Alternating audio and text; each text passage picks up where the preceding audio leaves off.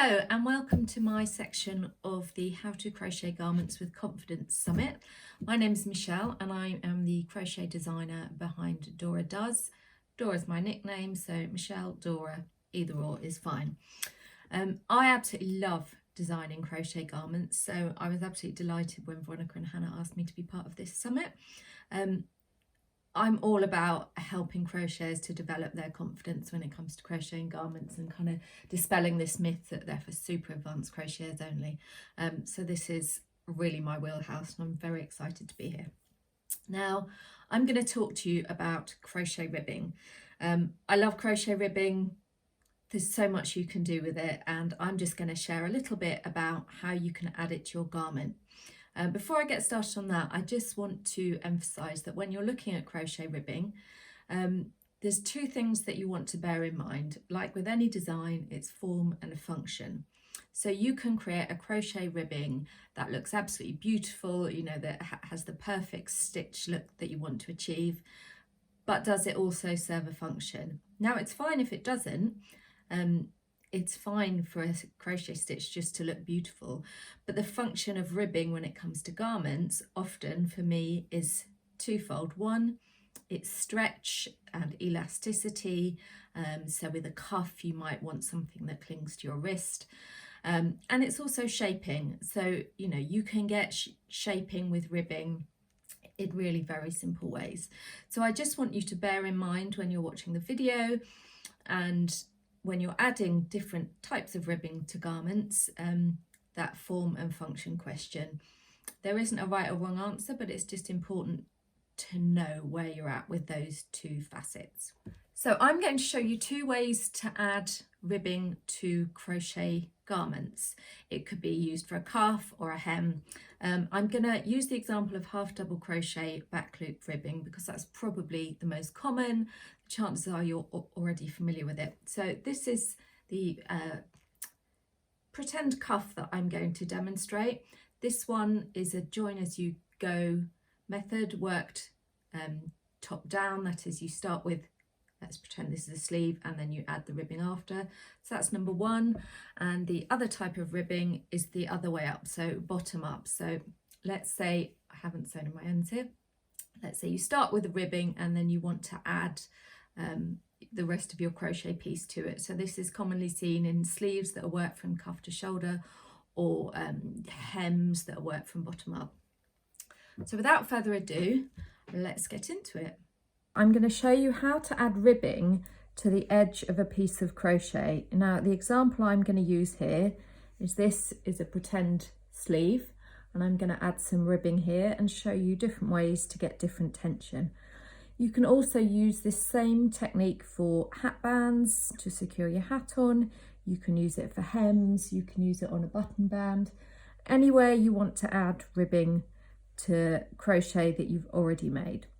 Here I've made a round of double crochet. This is pretending to be the end of a sleeve, quite a big sleeve, but that's for a purpose. So I've just slip stitched to join that row. But what I'm going to do, I'm just going to undo that slip stitch and I'm going to refinish the row by adding my new colour. So I'm going to make the ribbing in this purple colour just so you can see how it attaches. So this is the end of my row of single crochet. Normally I'd slip stitch with that same yarn to close it. I'm going to take the new yarn. I've just inserted my hook under that stitch. This is the first stitch of the round. I'm just going to loop on the new yarn and I'm going to slip stitch with that. That creates basically a colour change that's relatively seamless. There's loads of different ways to change colours and to join new colours, and I'm not going to go into that now. I'm just going to show you the way I do it. So I've not got any slip knots or anything in there. All I'm going to do is when I chain one, I'm going to pull them both through. And that creates its own little knot, and then I'm going to pull that tight. So I'm going to start by chaining 8. So I've already got one chain there. 4, 5, 6, 7, 8. For this ribbing, I use a chain one turning chain when working with half double crochet in the back loop only. That's what I've used to create this, and you can see it kind of tightens up the edges quite nicely. You can chain two if you prefer. This is just my preferred method. So I'm going to switch and I'm going to be working at right angles to my round. So if this is the edge of the sleeve, I'm going to work at right angles. So I'm going to skip the first chain. So that's the 8th chain, but it's now the first chain, and I'm going to work a half double crochet in the 2nd chain from hook. So that's this one here. And I work under these back bumps when working into a starting chain. So that's my half double crochet. I'm going to work 6 more half double crochet, so I've got 7 in total, and that will take me to the end of the chain.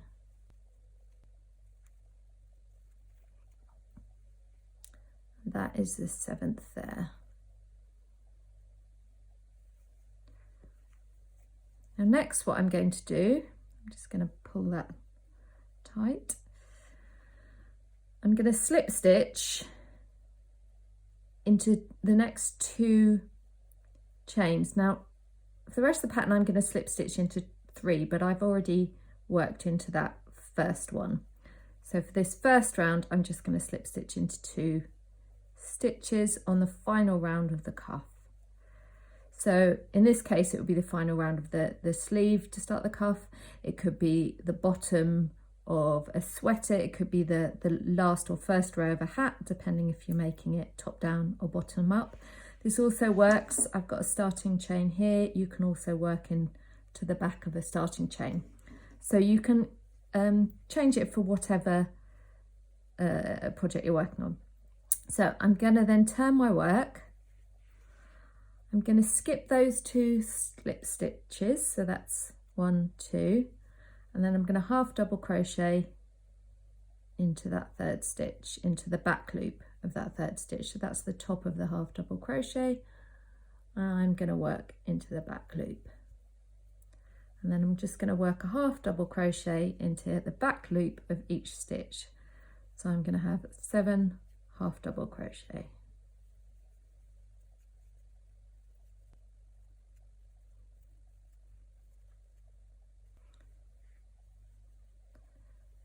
So you can see that's my first 2 rows of ribbing there. I'm going to chain 1 and turn. If you've got a big sweater, this can get a little bit fiddly. What you can do is you can put the bulk of the sweater in a plastic bag or in a project bag, and then you can manage it without getting all your bits tangled up.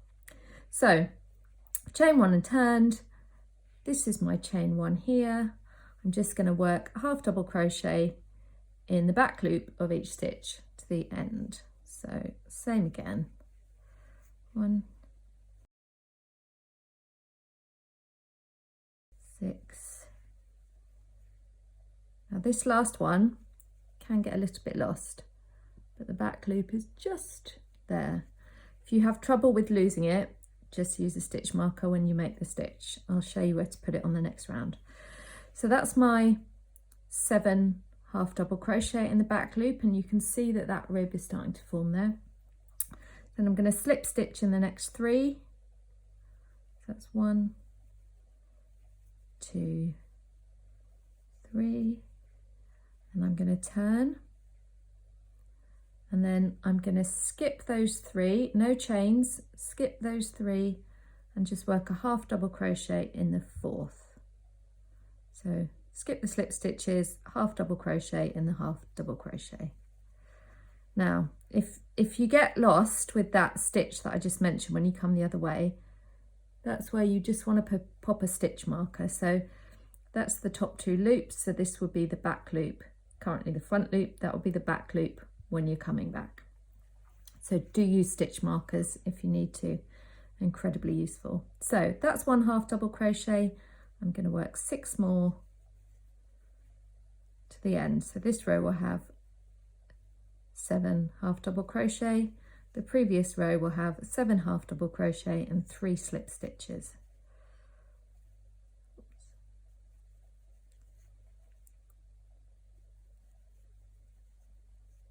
So chain 1, turn, let's do this one more time, half double crochet in the back loop of the next 7 stitches.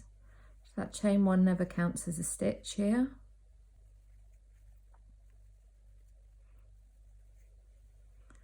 So that is 7, and then slip stitch into the next 3 stitches on the final round of the sleeve in this case. So this row has, whoopsie, this row has 7 half double crochet and 3 slip stitches. So essentially you just keep on working around your cuff in that same way. So I'm going to carry on round and I'm going to show you what that looks like when it's done. So I'm going to skip those 3 slip stitch, half double crochet in the back loop of each of the previous 7 half double crochet.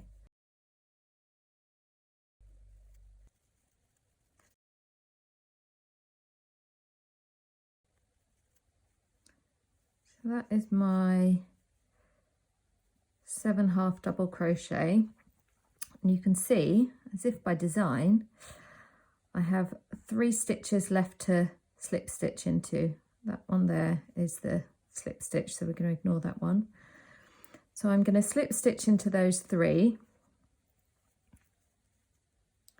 and just work that last row.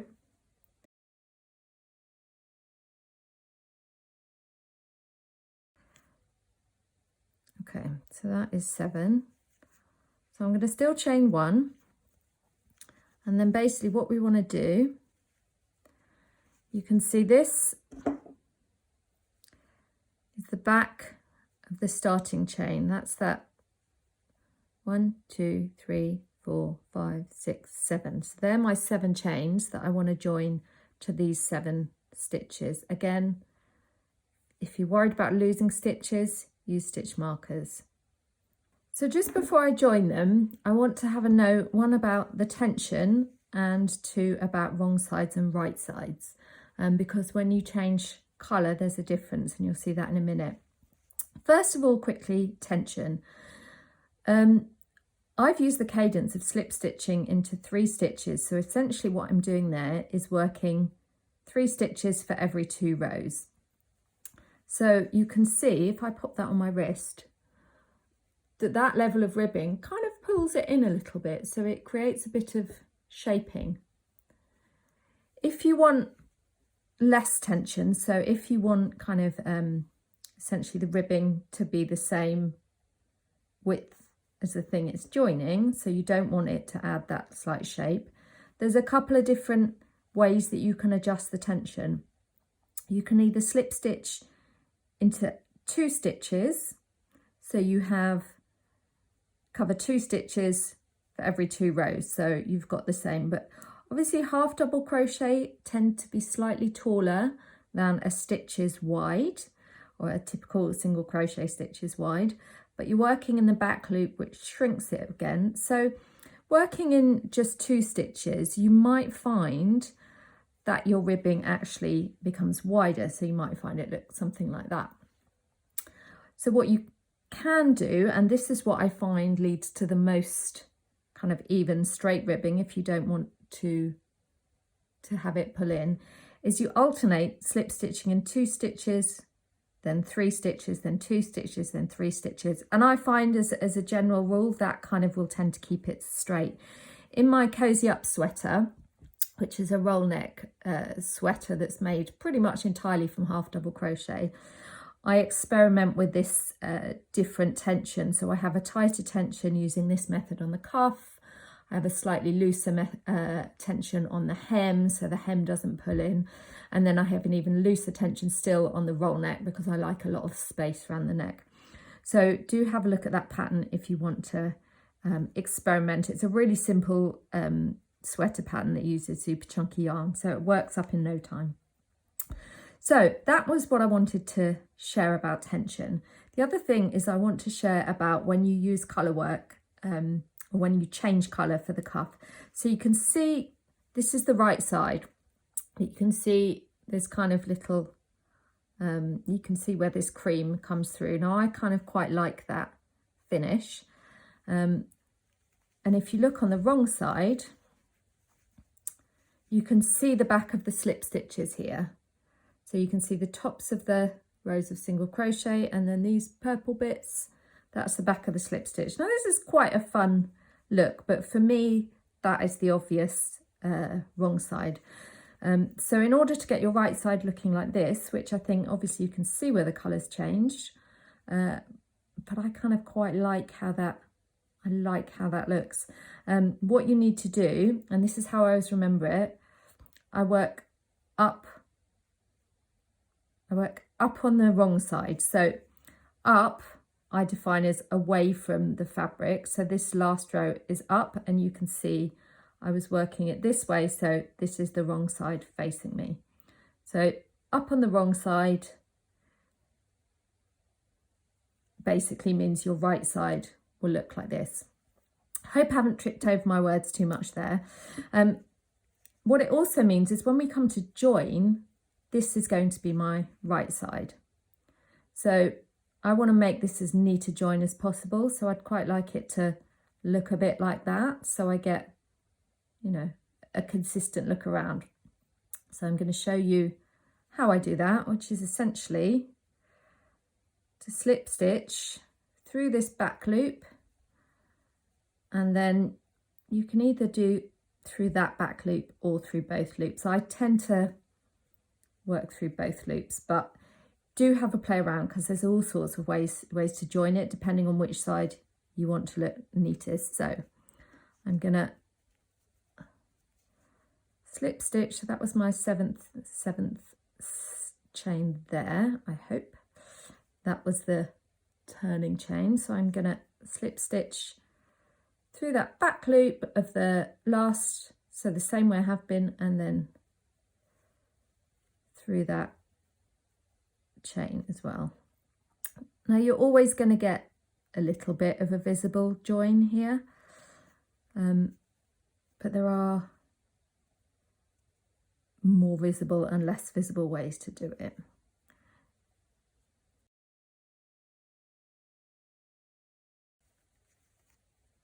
So you can see as that forms on the back, it's a bit different to those. And on the front, you can see I'm kind of getting a double join there. So essentially, you just keep doing that right to the end.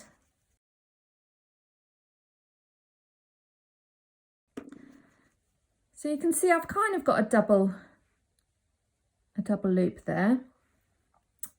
So that's one way of doing it. I'm just going to show you another way that you can join. It's always a bit experimental. Every time I do this, I have to remind myself. So we've slip stitched through these back loops. If you slip stitch through the front, both loops, actually let's do the front loop, sorry, instead of the back loop, and then the back loop of the chain. So that's, you can see, front loop of the half double crochet and the back loop of the chain.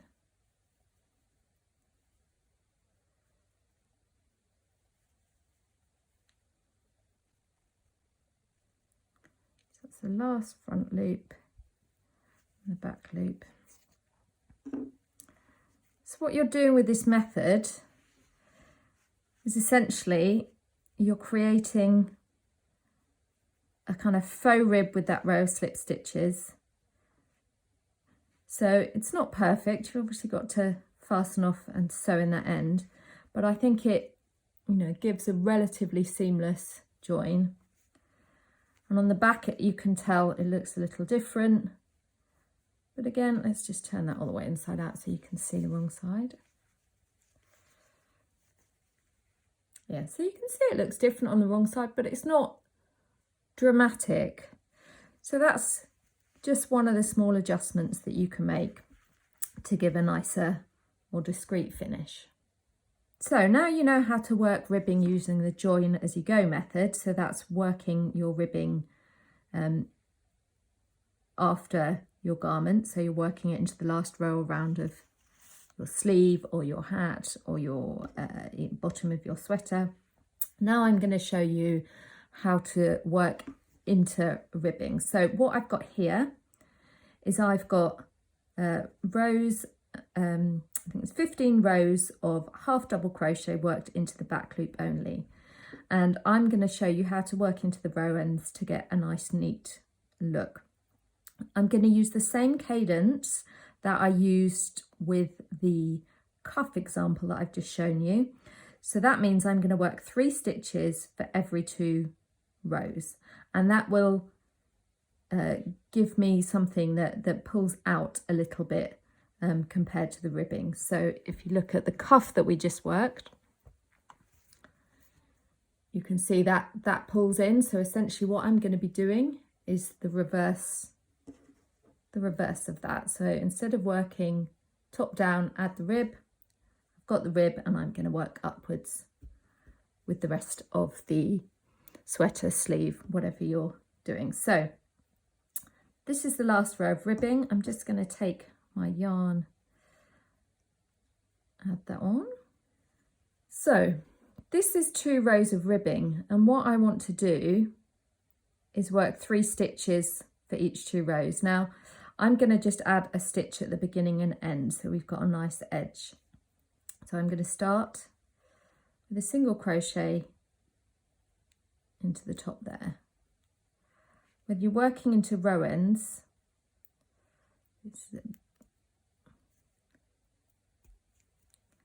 I advise to work into the tightest part, which is why I'm struggling with this.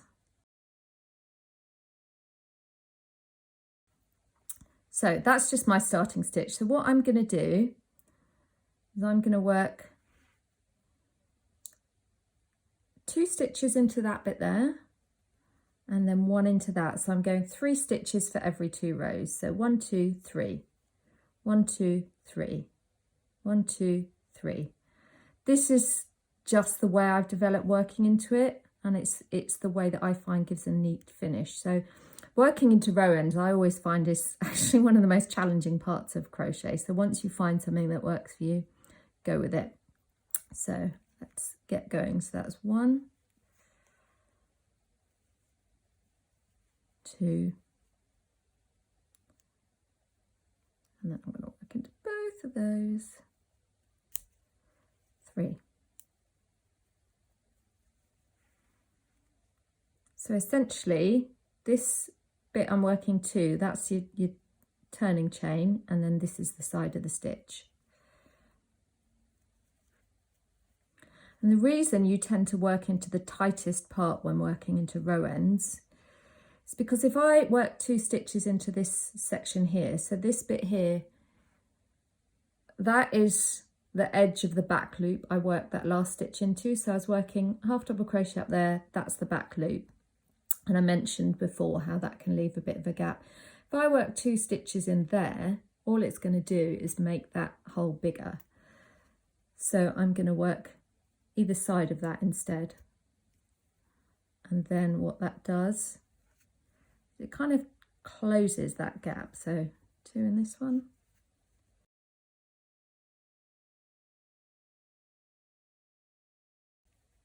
2. If you find kind of a different cadence for working into it, then absolutely do what works for you. This is one of those things where there really isn't a right or wrong. There's just slightly different techniques that produce slightly different results. With single crochet ribbing, I just tend to work 2 stitches for 2 row ends, and that gives me quite a nice even tension. Really, to get neat finish when you're working into row ends, it's about consistently working into the same spots, and it can take some experience to know where those spots are. I don't get it right all the time. Sometimes I work into row ends and I just think it's a total mess. So give yourself some grace if it's not quite going to plan. Okay, so I'm near the end now. So that's 1, 2, 3,